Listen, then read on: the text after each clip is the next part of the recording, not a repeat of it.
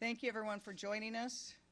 It's been a few days since the Chief and I have been able to talk to you, and now that we're in phase 1.5 of our response to COVID, I'm happy to welcome a small, socially distanced group back here in the room. A lot's happened in our city, not just over the last 2 weeks, but over the last several months. Ever since February 28th, when our city became the epicenter for COVID and the fight against COVID. I again want us all to remember that the spark that started the national dialogue we are having today on policing, on systemic racism, and how to build true equity was because of the murder of George Floyd. Mr. Floyd was put to rest yesterday, and his family and loved ones spoke so eloquently about the need to stop our national pain. Our own city has experienced great pain, much of it because for generations we have failed to address the systemic barriers and racism that has affected so deeply the lives of generations of African Americans. I also want to address the protests on Capitol Hill. But first, Seattle. We are a passionate city. We demand justice. We are at the forefront of change. And I will not allow anyone to distract our city from the work that has to be done and will be done. Seattle is demanding a justice system that is actually just. And we know that we will require deep, deep work with community and within our systems of policing, as well as every other governmental institution. We are a city that demands strong accountability for our police department and for all police across America. We must continue to reimagine and rethink policing and how we direct our taxpayer dollars and how we allocate funds for law enforcement and for other community-based programs like education, healthcare, and access to opportunity. I've been working on criminal justice reform and police reform for decades. We've made a lot of progress, but there is still so far to go. We know that we need strong state oversight in investigations into police involved in killings, which I'm very pleased that Governor Inslee has promised to take up. We know at the state level we need a fundamental shift in our regressive tax system, which leaves the poorest and the hardest hit communities suffering the most and shouldering the greatest financial burdens. We also need a United States Department of Justice that restores the Civil Rights Division to its critical role in America. I want to talk about what I've been doing in the last 2 weeks and what I plan to continue to do. I will continue to meet with community to listen. My focus as mayor will remain on how we work to make Seattle a model for addressing the inequities that the pandemic and these last 2 weeks have made impossible to deny. Cal Anderson Park and Capitol Hill have been for decades a place for free speech and community. I've been going to Capitol Hill for almost 50 years and have demonstrated, hung out, and been with community many, many times. I just want to say, I know there's the acronym that is now the Capitol Hill Autonomous Zone. I got news for people. It's been autonomous my whole lifetime. And anybody who knows and loves Capitol Hill knows that to be true. I want to make clear that for myself and for the city and for Chief Best, the First Amendment rights of residents must be protected and protesters must feel safe when they express their First Amendment rights. Over the past few days, we've had peaceful demonstrations across the city. We had an amazing demonstration in Rainier Beach and Othello, where thousands turned out. We expect additional marches and a strike tomorrow led by Black Lives Matter. Chief Best, Chief Scoggins, the Seattle Department of Transportation Director, our Director of Office of Economic Development, and the Director of Seattle Public Utilities have been on site on Capitol Hill since 6 a.m. Tuesday morning, making sure the community is safe, talking to protesters, talking to residents, and coming up with a plan for Capitol Hill going forward. Clearly, unfortunately, our president wants to tell a story about domestic terrorists who have a radical agenda and are promoting a conspiracy and fits his law and order initiatives. It's simply not true. Lawfully gathering and expressing First Amendment rights, demanding we do better as a society, and providing true equity for communities of color is not terrorism. It is patriotism. The right to challenge authority and government is fundamental to who we are as Americans. We do not need anyone, including the president, to try to sow further divide, further distrust, and misinformation. The threat to invade Seattle, to divide and incite violence in our city, is not only unwelcome, it would be illegal. And for the thousands of individuals who've been on Capitol Hill, many of them, what you'll see is a painting of Black Lives Matter along Pine Street, food trucks, spaghetti potlucks, teach-ins, movies, free granola bars. We've seen a lot of passion, and I know some of that passion is asking me, Chief Best, and the city to do better, to do differently. We've heard those calls, and we will continue to listen. We're also working with businesses and residents on Capitol Hill to see what they need. Chief Scoggins and my office have been meeting with organizers and trying to ensure we get ingress and egress, the delivery of city services, and are in constant communication. The chief went today to the precinct to assess its condition. We will continue to manage the needs of our businesses and of the approximate 500 residents who live, play, and demonstrate at Cal Anderson Park.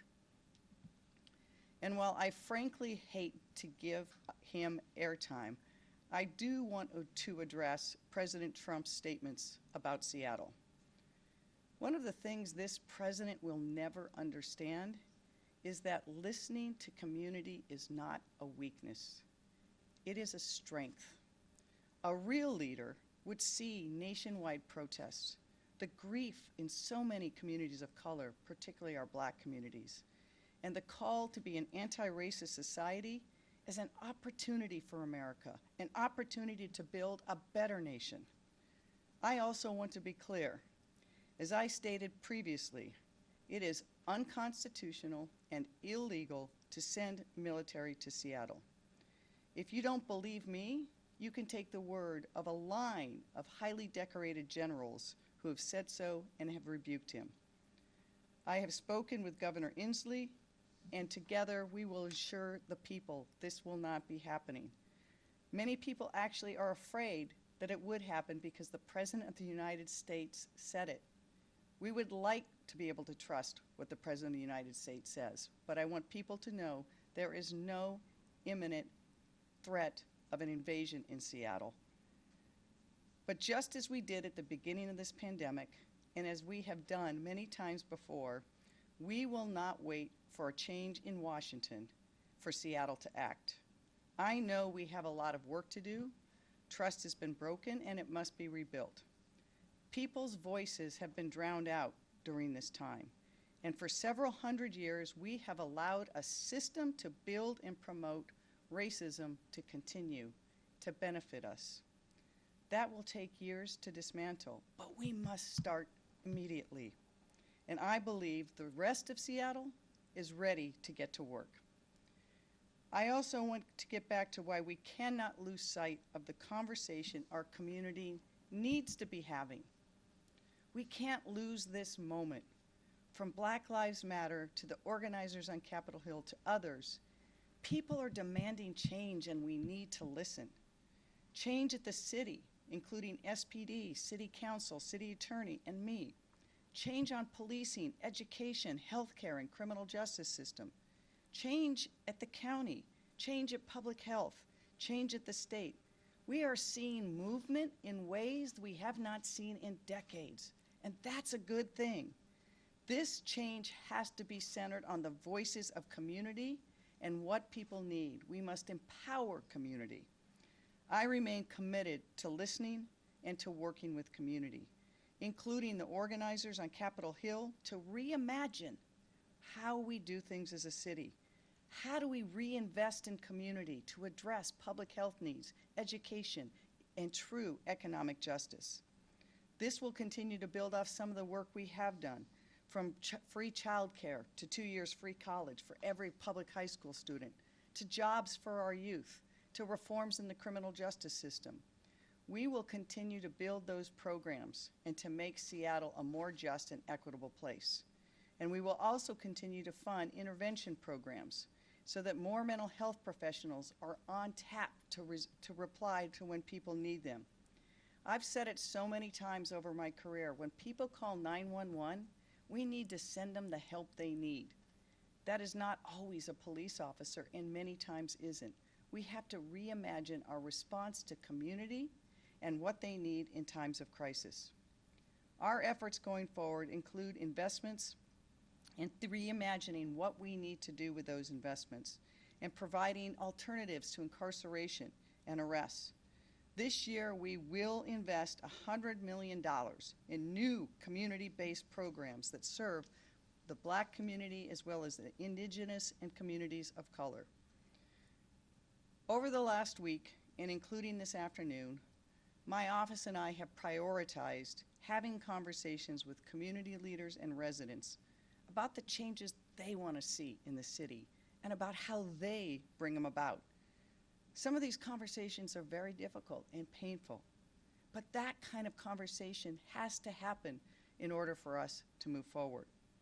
In many ways, the test is the more uncomfortable it is for me as mayor, probably the more important it is for it to happen. We're working on a range of proposals on what we've heard from community to dismantle systemic racism, but it can't come from the top down with us dictating what community needs. We have to listen, but we also have to act. Chief Best will address you now. Before I want to turn this over to her, I want to thank her for all of her work over the last few weeks. I know she and her department leaders and her officers have been working so hard, and they've worked to adjust and improve every day. And ultimately, I know that they are guided by doing all they can for the businesses and residents of Seattle. Thank you.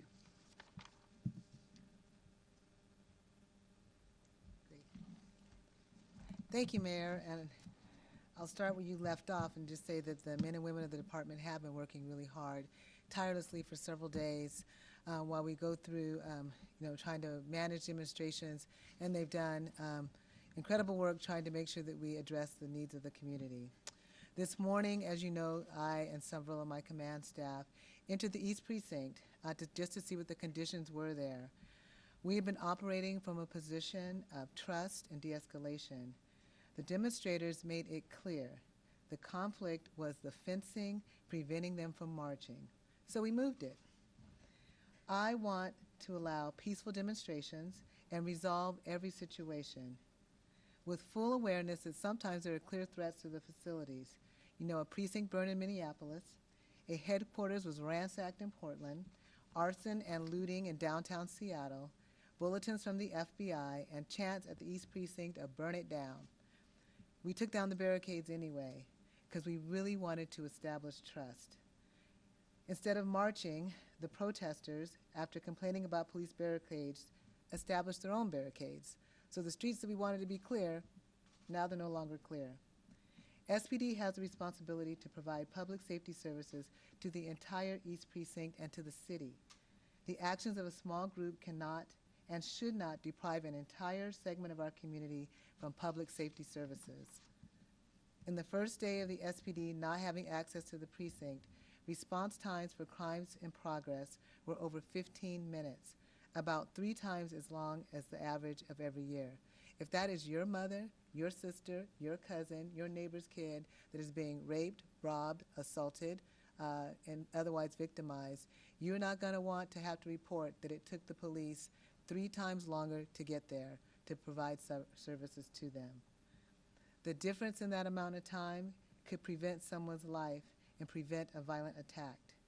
It was never an option to have residents of the precinct, many of whom are members of our most marginalized communities, by the way, waiting for extra long length of time for an officer to arrive to a violent crime in progress. The Seattle Police Department stands open and ready to engage in dialogue and action about how we can address, that is, inequalities and racism in the criminal justice system. We all know that over history, when people have cried out for justice, when they've been black, when they've been Latino, when they've been LGBTQ or Asian, the police department and the police officers were often on the wrong side of the law, on the wrong side of good, and often perpetuating the status quo. We have to acknowledge that history, a long history of abuses. You know, I, for one, am specifically in tune with some of those issues. That doesn't mean we can't continue to evolve and change and do better. And we're committed to doing that. And I call on all of my colleagues as well across the criminal justice system, prosecutors, judges, and other elected officials, service providers, and behavioral health providers to join us with community in these conversations. It is especially important that the entire community is a part of the conversation. Everyone shows and everyone has come out and they've been particularly concerned about, you know, what the death and the murder of George Floyd represents. What it represents is a history of black men dying at the hands of law enforcement in unprovoked or sometimes deemed as unprovoked ways. We have to acknowledge that. But that doesn't mean we throw the baby out with the bathwater. That doesn't mean that law enforcement isn't an important part in the fabric of society. It doesn't mean that we can't do better. And it doesn't mean that many of the men and women right here in Seattle, right here on your police department, want to do better and want to have that opportunity. I've served here for 28 years. I love Seattle. I love the department. I love our community.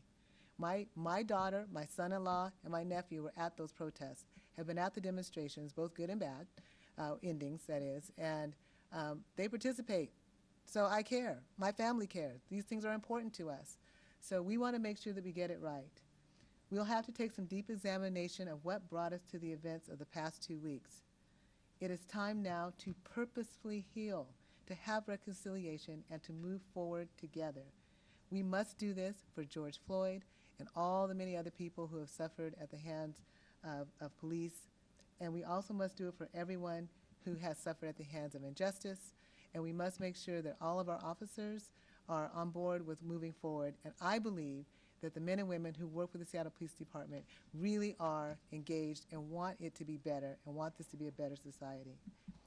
So on that note, I guess it's open for questions, and you'll take care of that?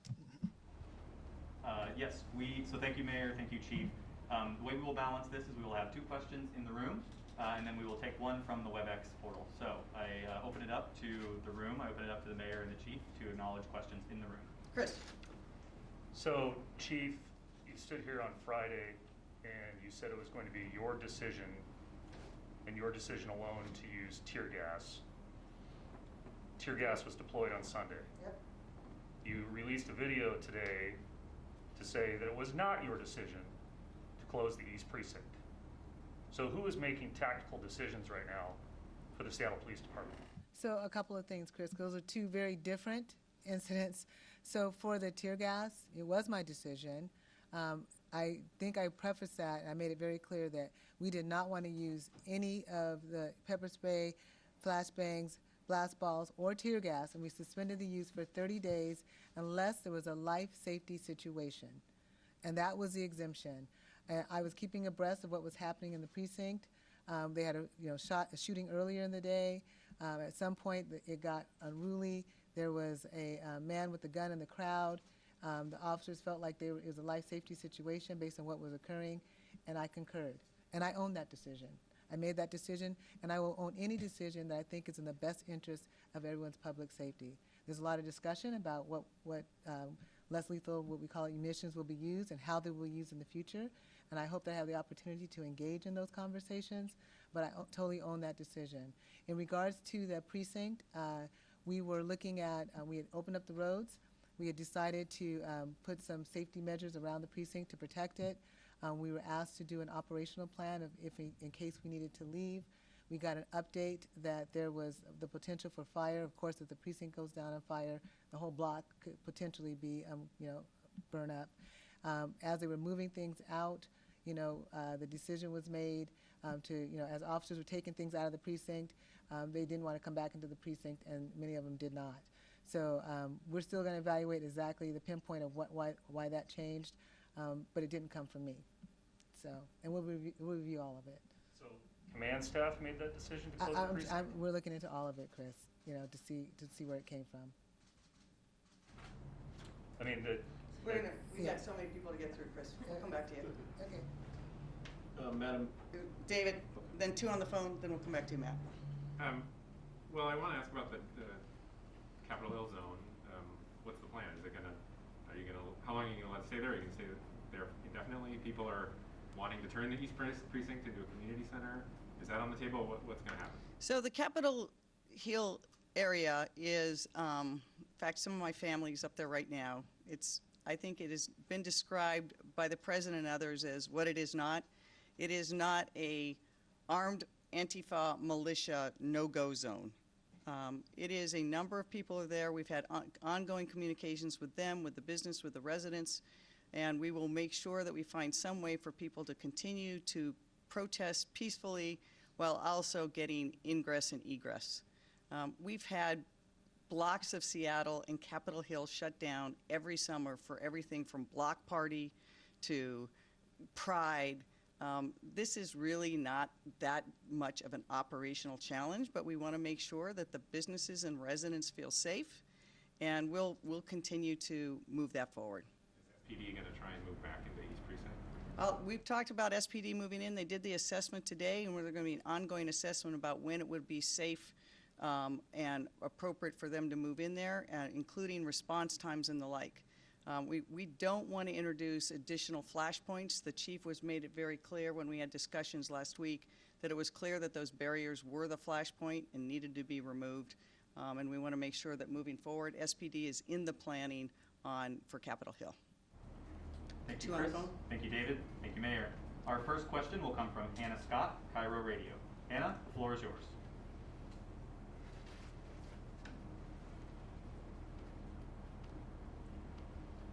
Hannah, the floor is yours. Oh, sorry, there we go.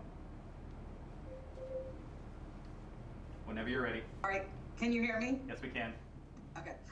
For Chief Best, can you speak to any legitimate reports where there's been evidence found of people with arms extorting businesses or residents in what's now known as the Capitol Hill Autonomous Zone? And for the mayor, wondering if you've met with the protesters up there. I have not met with the protesters that are on Capitol Hill right now. I'll let the chief address the reports. My understanding is that there have been some occasions of some property damage, vandalism, a fight, but there's not been any serious incidents that have been documented. But I'll let her confirm that. Sure. Hi, Hannah. We had heard through folks anecdotally that these things were occurring. Chief Nolet, who's also here today, gave a press conference and asked if anybody actually experienced that and reported it, then we would make sure that we taken a report. We haven't had any formal reports of this occurring other than people have mentioned it through news media, social media posts, but no one's come forward for a police report. So if that does happen, we are encouraging people, if they've experienced that, to please notify us and we can follow up on it. But that has not happened affirmatively. Thank you, Chief. Thank you, Mayor. Our next question will come from Brandy Cruz, Q13. Brandy, the floor is yours. Yeah, this is for the mayor, but the chief is free to weigh in. You know, the chief sent a video to her officers today that was quickly leaked to the public, where she made it clear she was not happy with the decision made to, for all intents and purposes, abandon the precinct. And Mayor, you're the only one above her who can make that decision if she's not the one who made it. And she said that it was clear the city, quote, relented to severe public pressure. So, Mayor, can you comment on the fact that the chief made it clear to officers today that she did not agree with this decision, and did you relent to public pressure? So take it in steps. Once the decision to remove the barriers was made, there was still the operational threat or potential threat to the precinct itself, which included intelligence that there might be a threat of fire. There was an assessment made together with Chief Scoggins and the command staff as to what the impacts would be, not just on the precinct, but on the wood frame buildings around that had as many as 500 residents. it was determined that if that was the threat, that maintaining people inside the building would be dangerous, and they executed an operational plan to remove anything that was of value, files, equipment, ammunition, weapons, and the like.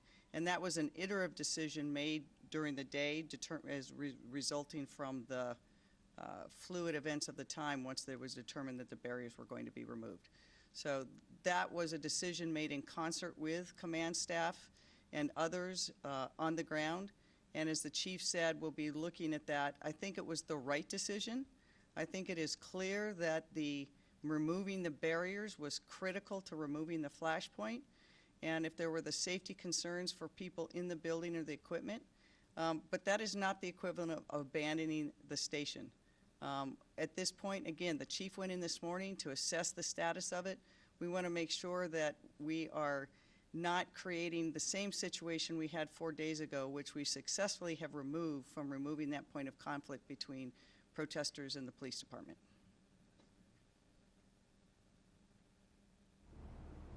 Matt? Basically, you just said that you're not abandoning the station, but it sounds like it was abandoned because everybody left in a hurry. My question is, given what the chief just basically laid out a case for returning officers to the station with the delayed in response calls, why not, what's the threshold? What's the threshold for those officers to return back to that precinct so that those response call times will go down? That's going to be discussion with the chief. She's the chief of police and she wants to return operations, but we also have to make sure that we don't recreate the entire cycle that we just were able to disrupt. By removing the barriers, we disrupted that unfortunate cycle that we saw over a period of 3 days, and we have to move forward in the same way. So the chief, together with residents, neighborhood community, and a number of city departments, are looking at how we address a whole range of things on Capitol Hill. Where's the end game then? When are those officers going to come back? So there's not a specific date, Matt, because we're trying to do things in a way that is responsible and that addresses the real life situation on the ground. And as everyone has seen over this last week, that when police do their jobs, it is never a static situation. And so the chief of police, working together with the rest of the departments, is going to come up with an operational plan that we can make sure that we move forward appropriately. Last question. And what is the biggest change that you're looking at right now, Mayor Durkan, as far as people say there have been small changes made as far as how to respond to protests, things like that, but people really want to hear what is the systematic change that the city is working on right now to make a meaningful impact? Such a great question, because I think that's got to be the focus of what we continue to talk about. And the unfortunate thing I think about, the president tweets and others, is it's distracting us from what we really need to be working on. And listening to community, I think there's a range of things that we need to do. I want to really center the voice of community, but we have underfunded all of the systems that community needs to thrive and be healthy. And that starts with good access to health care and prenatal care. It means that our free pre-K is joined with other programs so that families are holistic. It means K through 12, that we not only close the opportunity gap, but we really look where are those health system connections we can have with students, particularly those who might be students who are getting into trouble, to make school a pipeline to opportunity and not to incarceration. And so we'll continue with programs like our free college, but we want to connect that up with jobs for everybody. We want to make sure that we are really investing in all of those things in our society that have held people back because they have not been fair. If I may, the protesters have said that they are not going to move on unless SPD's budget is cut by 50%. I know you're working on that right now. Is there any way that your budget supports that? And given the fact that 82% of the budget comes from personnel and overtime costs alone, is that call even possible? Sorry, I'm having trouble hearing you.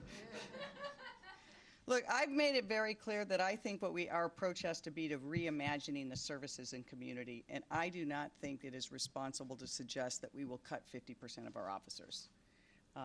We need to make sure that we change the focus on, so when people call 911, they don't necessarily have a police officer show up. And police officers are required now to do jobs that they shouldn't have to be doing. We had over 17,000 crisis calls last year.